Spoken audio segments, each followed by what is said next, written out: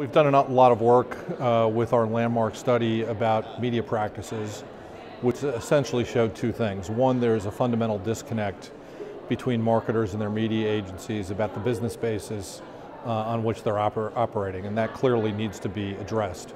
In addition, that independent assessment found that the media practices right now have pervasive use of rebates across the entire ecosystem, which is not a good circumstance from the perspective of the marketer. So that is being addressed on an individual company basis. We provided some guidance with a second report that we issued with Ubiquity and the ANA being part of that important report, which also put out a contract template which individual companies can use as a reference as they go forward and look at their the business basis on which they're working with their media agencies. But in some ways that was only a start of some of the issues that need to be addressed, because the entire digital media supply chain has got some significant issues in it. There's been lots of conversation about ad fraud, use of bots.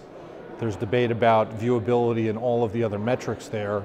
At the end of the day, the marketer wants to know that they're going to be able to drive business, and there are an awful lot of intermediaries in the digital media supply chain that may or may not be essential to the entire process.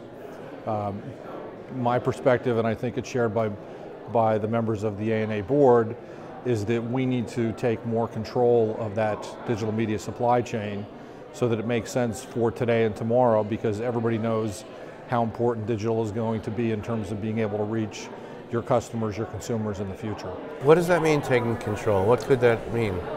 Well, I mean, to be perfectly candid with you, if it were up to me, I would push the reset button on the whole supply chain and say this needs to have marketers and end consumers and the publishers or content creators really at the center of the conversation. There are a lot of technological things that are done, some of which provide good information which can lead to much greater targeting, but others which may not be worth their cost, either in terms of the money it takes or the amount of time it slows up in the process, so that the consumer or the end user has a bad experience. If marketers, publishers or content providers and consumers were sitting there and they were given an a la carte menu of what things are important and what things are not, I imagine that you'd have a much sleeker digital media supply chain, which in the end would benefit everybody. So I guess the question is the industry capable of fixing itself? There's obviously a certain amount of illegal things that go on. Does the government need to get involved, or how is this going to be fixed? So I'm a self-regulation kind of guy, because I don't think we need the government to get involved. But having said that, I think the marketers need to assert themselves. There are some interesting initiatives. Digital Content Next has announced that they are doing an independent exchange with premium publishers called TrustX. We think that that's a really good step. We also think there may be some other options out there where the marketer says, we're providing the revenue to this entire ecosystem.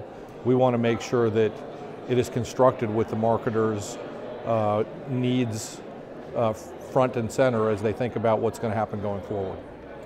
Cool, and maybe on a happier note, what are some of the positive trends you're seeing and sort of some of the other conversations here at the ANA? Well, I think everybody on the ANA board is really thrilled with the See Her initiative. Stephen Quinn, who was actually the chair before me, and the Alliance for Family Entertainment has done a great job of focusing on the impact that we can have on representing people in a real way, especially women, so that they can understand that they have many opportunities beyond what might be, perceived as gender correct. And I think that that's a fabulous piece that we're really, really happy about. And I think, kudos to all the folks at AFE for driving that, and we're happy to support that as members of the ANA.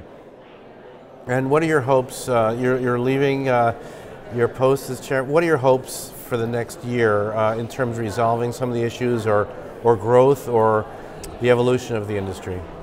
Well, as a marketing person, I want us to get back to focusing on growth, because that's really what the issue is. A lot of these other things are impediments in the way to growth. So I hope we get back on a discussion. I think the conversation Mark Pritchard had today about the importance of brand and creativity in the process is a really great positive step, and I'm very happy to see that. And when the industry works well together, we're all better off, and we all benefit from that. I'd really like to see that going forward.